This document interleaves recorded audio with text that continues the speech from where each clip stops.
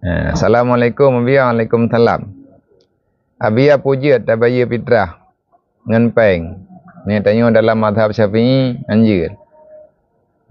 Ni tanya mazhab Syafi'i baya fitrah tetap in makanan. Teman di luar Syafi'i na yang jeut tetapi lagi tanya hana tatau.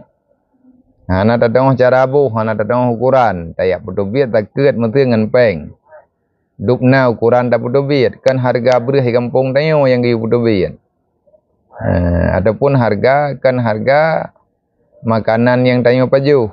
Tetapi ukuran ji adalah ukuran yang na mazhab yang na dalam mazhabnya. Andai kata mentehana na kias dalam tiap-tiap mazhab ada berlaku kias yang ingin dikeluarkan. Kepasaban, mesti lagi contoh antara bur dan syair. Biji-bijian yang kan gandum wajib jaket bak gandum.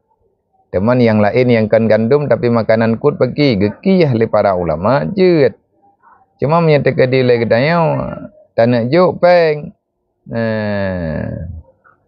Jeut juk peng dalam mazhab yang lain nah yang jeut tetapi ukuran ji pergi. Dupna. Adik baik muka tak putus biar je tanya. Mai pegah le urang teka bahagian jeut.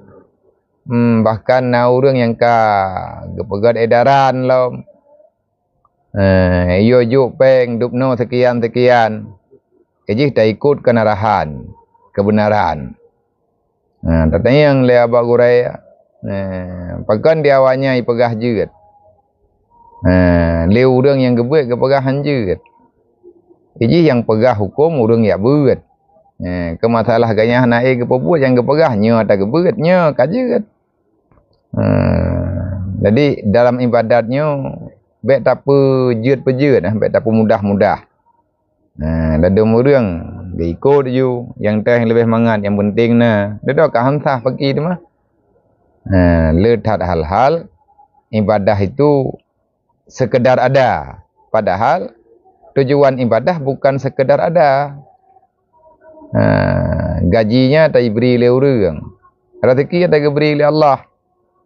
Usaha tidak menjanjikan gaji, tetapi rezeki atau kalih nak beri yang kalih ge janji oleh Allah. Sampai salah-salah tak pudu oleh katanya. Je tapi ada fitrah ngan peng dalam mazhab Syafi'i hanjeut. Mama yang dapat duit beras pakai ban yang dapat duit paling kurang yang dapat duit yang dapat juh kerot.